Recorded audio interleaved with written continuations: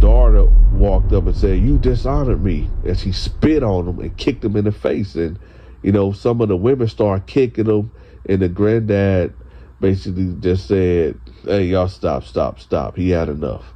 So then the granddad said, "I'm not taking it off. You should have never dishonored my granddaughter." And he turned away. The granddad turned around and tried to walk off, and dude grabbed him. Jamie grabbed him and was like, "Hey, please, man, please."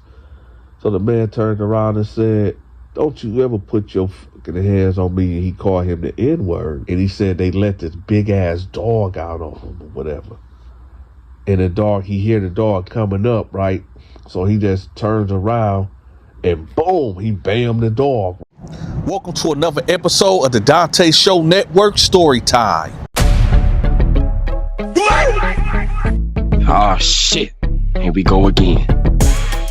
I got to give y'all the backstory before we even get to the prison story, okay? Now, I met my homeboy Jamie in JobCore. This was back in 2000. I was 19 at the time, so I don't know. Wait. Okay, let me do the math right quick. I was 12. I turned 12 in year 2000. So I'm going to say in 2007. Yeah, okay, 2007. This is when I went to Gerald R. Ford JobCore out in Grand Rapids, Michigan. And this is where I met my homeboy Jamie. Now, me and Jamie met on some almost some beef terms. So let me give y'all the walkthrough. So every week you get new kids that come into JobCore or whatever. And when you first get in there, it's like the reception or whatever. They talk to you or whatever, and then they tell you where you're gonna go. At this time at Gerald R. Ford, you had the West Wing, the North Wing, and the East Wing. The West Wing had the trades where you do plumbing and electrical and security. The East Wing was business technology, culinary art, and something else. And the North Wing is basically for the new students, right? And I think you had to stay there for a month or whatever, and then you go, when you get your trade or whatever, you go to either the East or West Wing. So, nevertheless, this dude named Paco from Detroit, this short dude named Paco, and Jamie, they helped me take my bags upstairs to go to the North Wing. So, when we get upstairs, they both drop my bag and they turn around, face me what's up? I heard you flit nigga with some hoes and all this and that, right? So they were acting mad aggressive. So I popped off on Paco, pop, right? Because he was the closest one to me. I just fired on him, pop. And he was like, "Hey, bro, what you doing? Man, we were just playing. Let me tell y'all something. Just JobCore was a lot like prison, and now that I think about it, I don't know what they thought. I don't know if Flint had a bad reputation at that point in time in JobCore, whatever.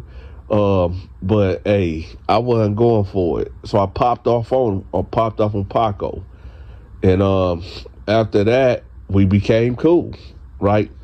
So Jamie was a guy, he ended up getting terminated a month later because he kept stealing out the liquor store. And they ended up sending him back to Kalamazoo, Michigan or whatever. So, but in between that time, or that month time, me and Jamie used to, I don't know if I should say this because I don't know if it's past the statute of limitation or not. But let's just say me and Jamie used to hit the Kalamazoo streets, and we'd come back with things that didn't belong to us, if that make any sense, okay? So I'm going to leave that at that. So anyway, so let's just fast forward to prison. So I'm in the hole. And I'm upset. because somebody planted a knife in my cell. And this was the part when the CERT team was shaking everybody down. And, basically what happens is when they come in there, they make everybody come out. You got to get naked and you got to sit in front of your cell or whatever, naked. And when they went in my cell, they came out with a knife. Like, oh, look what we got, Mr. Bell. And I'm like, what? And it was like, I said, man, that ain't mine, man. They locked me up immediately and threw my ass in the hole. And I'm telling the assistant deputy, like, yo, man, come on, man. Y'all, man, somebody plant that on me, man. Like, I really would just have a knife out in it. Like, come on, man. But they weren't trying to hear it. They gave me 2 months in the hole, right? So this is why I'm in the hole. So when somebody is being brought to the hole, it's a loud bang noise when the door is closing behind you, whatever. So nevertheless, boom, I hear that noise. So I'm trying to see who coming down here, whatever, right? And I see him. I said, Jamie. He said, who that? Because he walking past while the guard's moving him along. I said, this is Donta, man. He like, who? Donta. And he was like, oh, what up? I don't think he know that it was Donta from JobCore yet. So he get in the cell and we talk. I said, hey, man, you know who I am? He was like, nah, not really, man. Where you from? I said, I'm from Flint. He was like, yeah, what's up? That's what's up, man. I know a couple cats out there. I said, no, man, I'm Donta from JobCore, man. He was like, JobCore? I'm like, yeah, nigga, back in 07, 08. He was like, oh, Donta, hey, man, what's up, bro? I said, man, what's up? He like, man, man, what you doing here? I said, man, somebody planted something on me, man. He was like, no, I ain't talking about in the hole, nigga. I'm talking about what you doing in prison, man. I said, man, it's a long story. So he was like, man, hey, man, it's good to, man, hey, man, I always wondered about you, bro. I always wondered about you. I said, yeah, I thought about you too, bro. So I'm like, man, what you do to get here, man? He was like, well, I'll tell you, give me a minute, right? So he was like, hey, how long have you been back here in the hole? I was like, man, I've been back here for a month now. He was like, how do they feed us? Do we get out? I said, well, we get one shower a week. They do let us out for an hour, but we got to go to like this, like these walls. We go outside, but you can only see the sky, and you handcuffed, and they feed us 3 times a day. The food, all right. You like, all right. So I said, so what happened, man? How did you get up in here, man? He was like, so he said, I ended up moving to Ann Arbor, Michigan. And when I got there, I met this fine woman, man. This woman was beautiful. She was fine. And, she was like, I don't know, Albanian, Romanian, whatever it was. This woman was just so fine. And I approached her and I'm like, hey, what's up, mommy? What's going on? And, she laughed. She's like, oh, nothing. I'm fine and whatever. So, I put the Mac down on her and I told her like, yo, can I get your number or whatever? And, she gave me her number and, for about 2 weeks, I was pressing her, trying to get them drawers, man. And she wasn't going for it. So finally, she told me that she was a gypsy. I said, a gypsy? He said, yeah, she said she was a gypsy, like off of Quasimodo. You remember that movie, The Hunchback of Notre Dame? I said, yeah. He said, yeah, she a gypsy, whatever. And she said that, she typically don't date outside of her race and all this and that. But, I made it my mission to, be with this chick, man, for real. So he said, he was telling her, like, listen, I know y'all culture don't date outside your race, but I'm willing to talk to your father or do what I got to do to, what I'm talking about, to be with you. And she was like, I don't know. I'm not too sure about that. So he said that he just was just on her, pressing her for about another week. And she finally agreed and said, okay, I talked to my father and he said that you can come by the house and y'all can talk or whatever. But I'm just letting you know, all my cousins, my brothers, my uncles, and their friends is going to be there.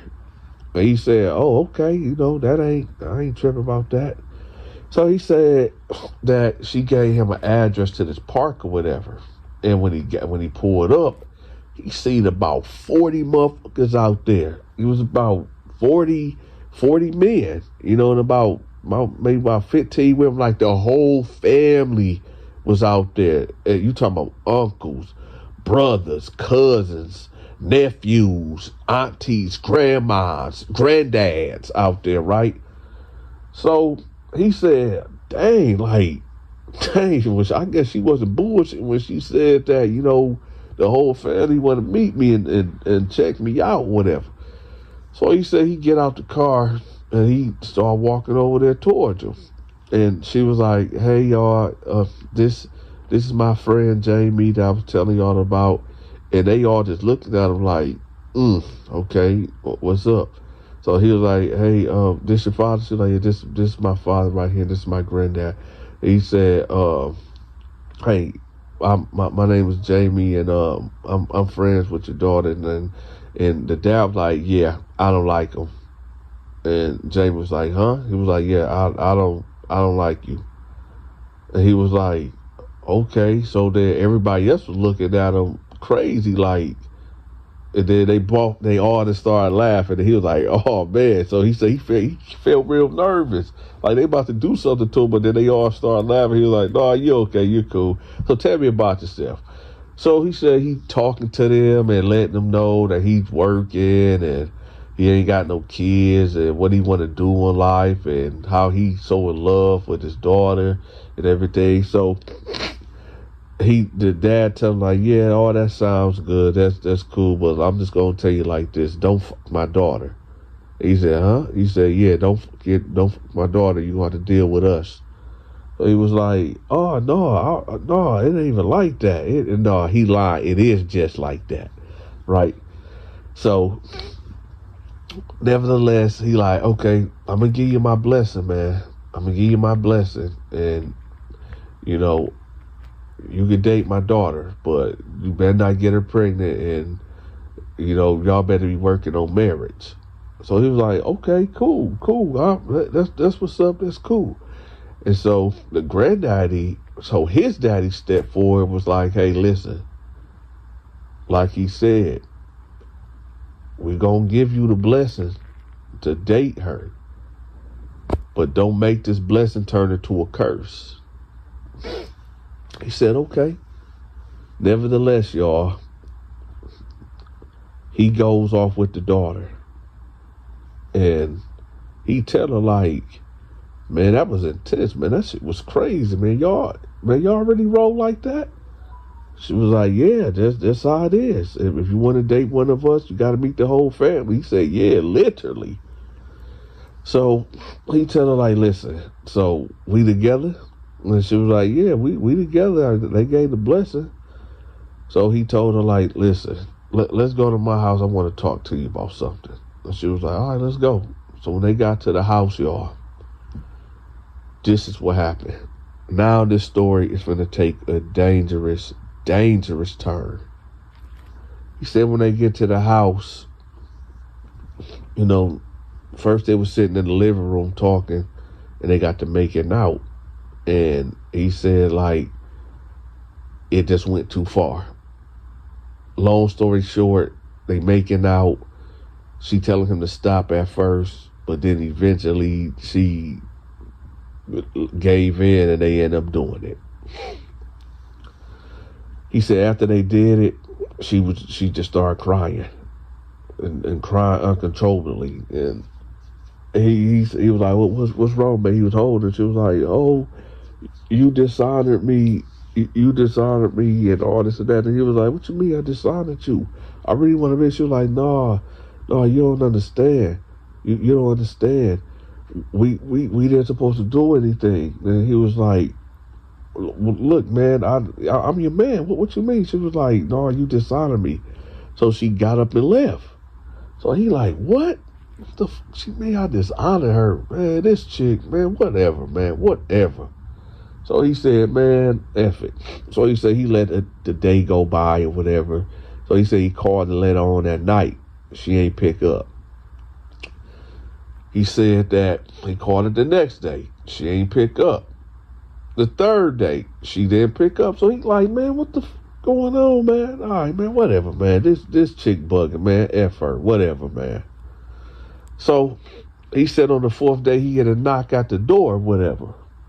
So he said he go to the door, and it's about 12 dudes outside. The gypsy dudes, you know, like her cousins. So he like, what's up, y'all? What y'all want? And the granddad stepped forward and was like, open the door. And he was like, nah, man, what y'all trying to do? What y'all on? He said, open the door. We need to talk to you. And he was like, man, hey, is y'all trying to hurt me or something? Because I'm going to call the police. So the granddad was like, open the door. We need to talk to you. I give you my word. So he said, all right. So he said he went to the kitchen and grabbed a knife and put it in his pocket, his back pocket, whatever, because he don't know what they on. So he opened the door, and he said, so we told you not to play her, right? And he was like, look, man, let me explain. And let me fill y'all in on something right quick. At this time, y'all, and this is real important. At this time, y'all, Jamie weighed maybe a good 260. And he was an athletic dude, so he was in shape. So he weighed about 260, right? Keep that in mind. This is the whole point of this whole story right here, y'all. So he weighed about 260. So the granddad basically was like, I told you that we gave you the blessing. Now we give you the curse. And he said, my homeboy Jamie was like, what? And the old man put his like thumb out and touched the side of Jamie's face, and was like, thinner. And Jamie was like, what? And then the old man got to smiling and turned around and walked off. And, you know, the uncles and the cousin walked off with him. So Jamie said he was just standing there like, what? This man gonna touch my face with his thumb? I'm on thinner. What? So he said, man, whatever, man. These crazy motherfuckers, man. So he said that he closed the door and he went to bed, right? And he said he got up around like 3 o'clock in the morning and he went to go pee. Now he said when he went to go pee, it was his pee was like turning red, like it was blood or whatever. He like, man, what the heck going on? So he was like, man, I hope this B didn't give me no STD, because he did go inside of her raw or whatever. So he was like, man, I think this gave me an STD. So he said, all right, man, forget it. I'm just going to go to the clinic or whatever tomorrow and see what's happening. So he said he get up and he put on his shirt. Now, he said he usually wear a 2X or whatever, but this shirt felt a little loose on him or whatever. And he said he put on his pants, and it was like his pants didn't fit that good. So he like, man, what the heck? So he went to the clinic, you know, they weighed him and everything, and they like, oh, okay, you wear 240. He said, 240?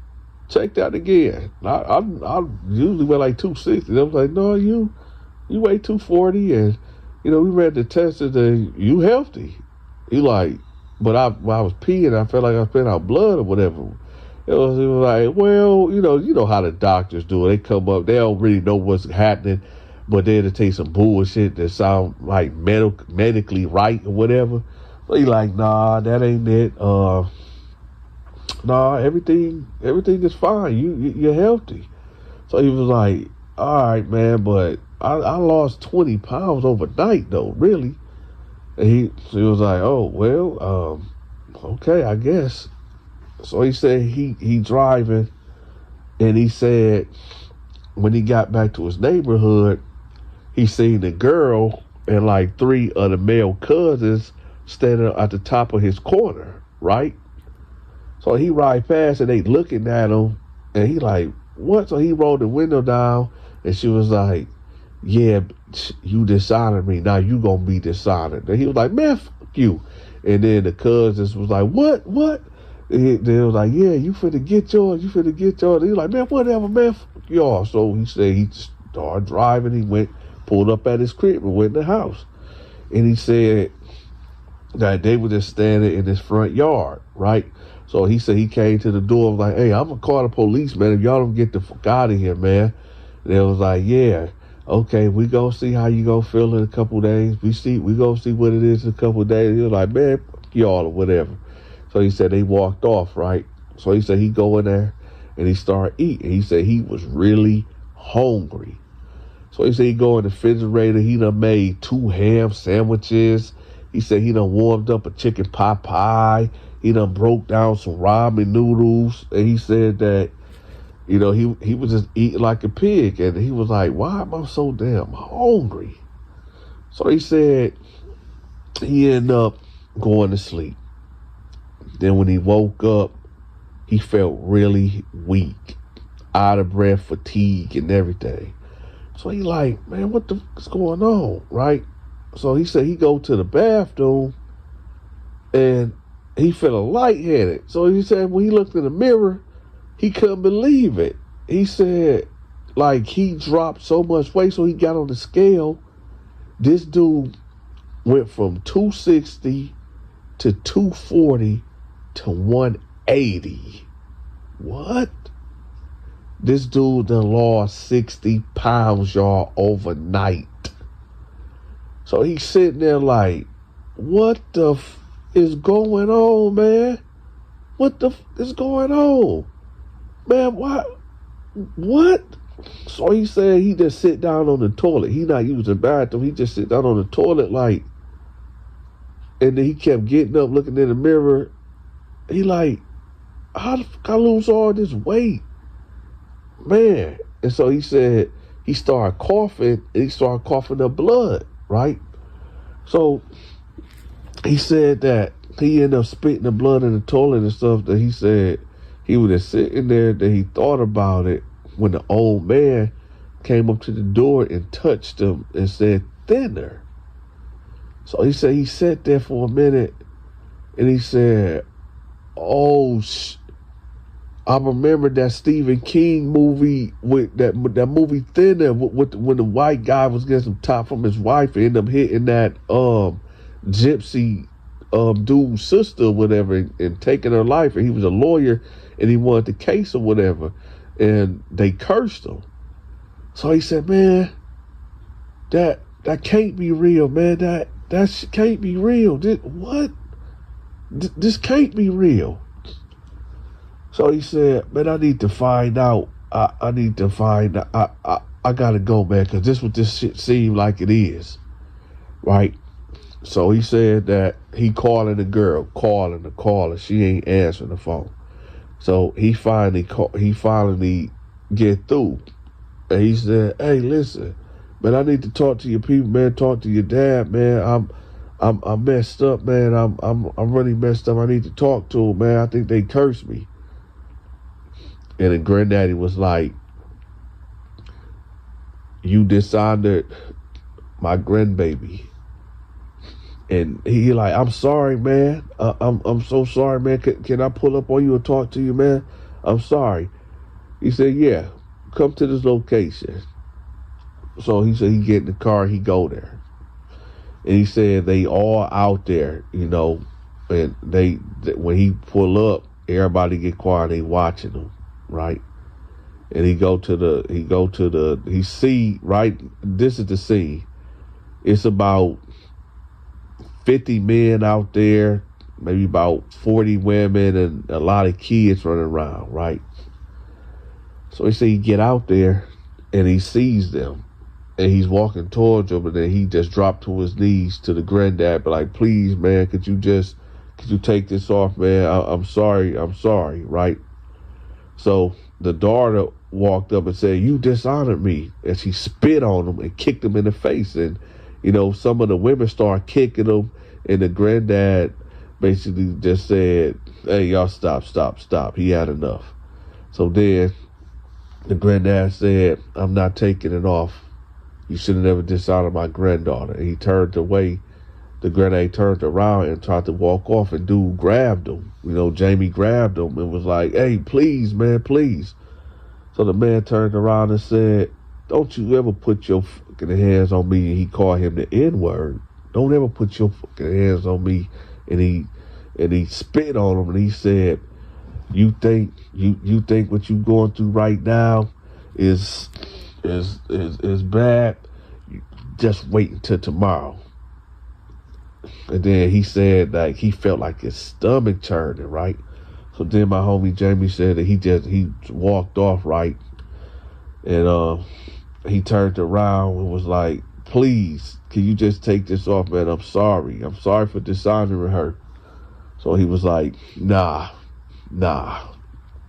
So he ran off and he went home. And he said for the next 2 days, y'all, he lost so much weight. He said he had to been pushing a good 65 pounds in 2 days.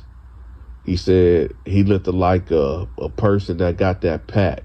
You know what I'm talking about? When you lose a lot of weight or whatever. So he said, "Man, no, I'm not going out like that. I'm not."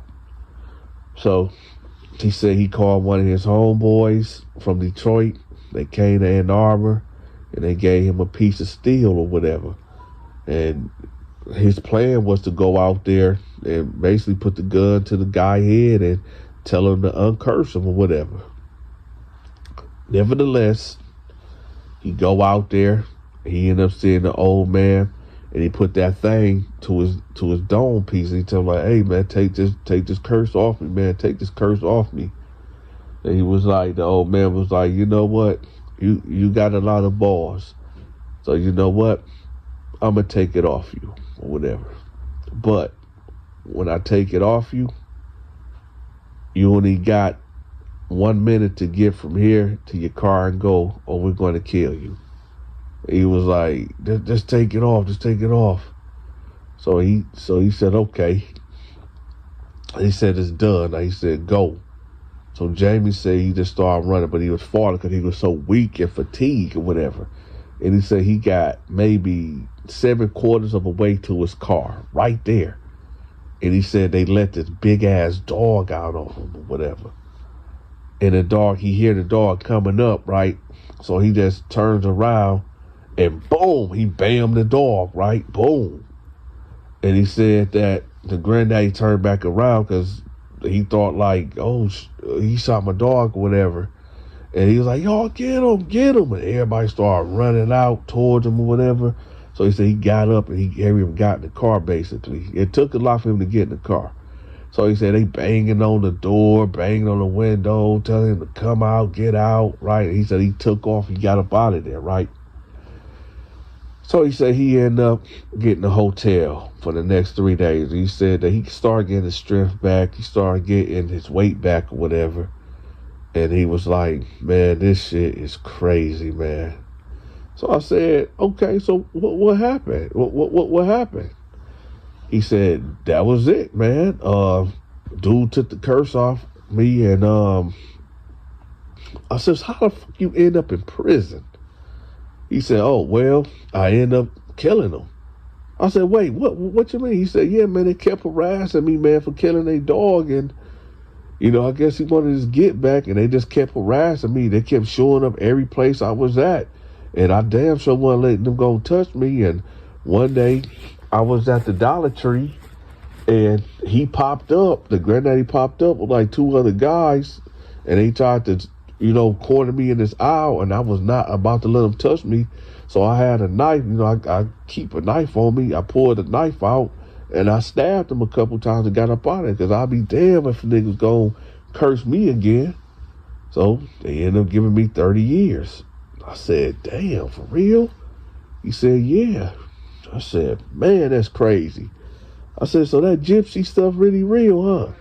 He was like, bruh, that's real, man. It's real. If you enjoyed this story time, make sure you leave me a tip.